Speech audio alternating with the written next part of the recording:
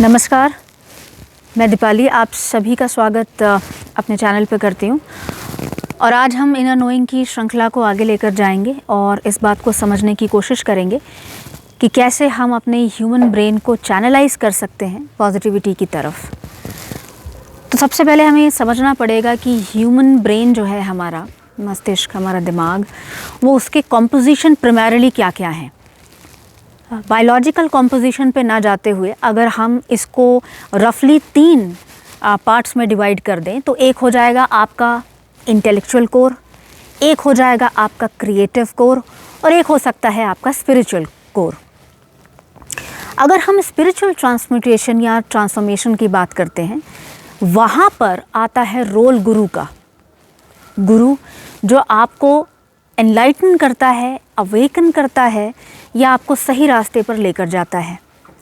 अगर सही से सही मायने में एक अच्छे गुरु के थ्रू स्पिरिचुअल ट्रांसम्यूटेशन हो जाए, यानी कि जो हमारे दिमाग की हिडन एंड डोर्मेंट फैकल्टीज़ हैं, अगर वो कहीं ना कहीं इंटेलेक्चुअल और इमोशनल कोर को भी हमारे अवेकन कर दें या हमें एक एक्सपोजर करा दें that we are open to the reality, the supreme truth, तो हमारी सिचुएशन आज से और अगले आने वाले समय में लाख गुना अंतर आ जाएगा।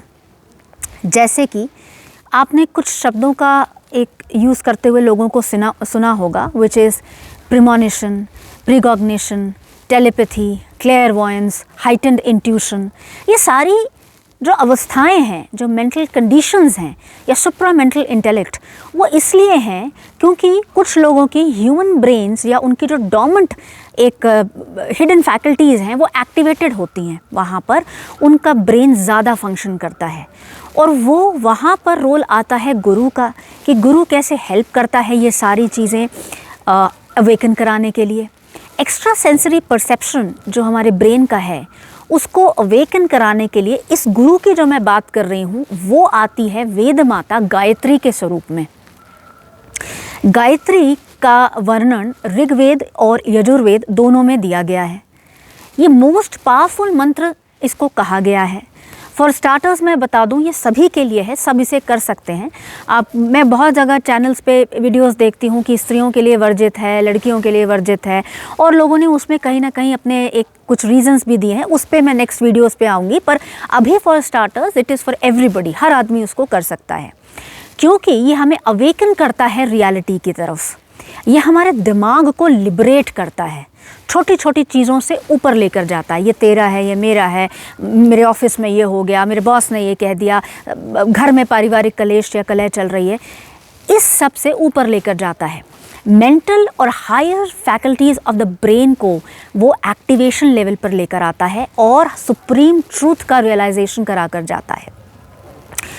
हाइटेंड इंट्यूशन हो जाता है, सुप्रीम इंटेलिजेंस की तरफ आदमी बढ़ता है, इंटेलेक्चुअल पावर्स मिलती हैं, हाइटेंड विल मिलती है, इंट्यूटिव स्किल्स स्ट्रॉन्ग होती हैं और डीप इंटरनल पीस हमें देखने को मिलती है।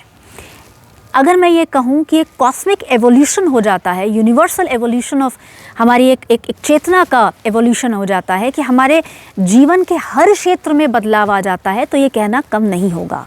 साथ ही साथ हमारे आत्मबल में, आत्म ज्योति में, हमारे prospective of looking at things में काफ़ी ज़्यादा चेंजेस देखने को मिलते हैं।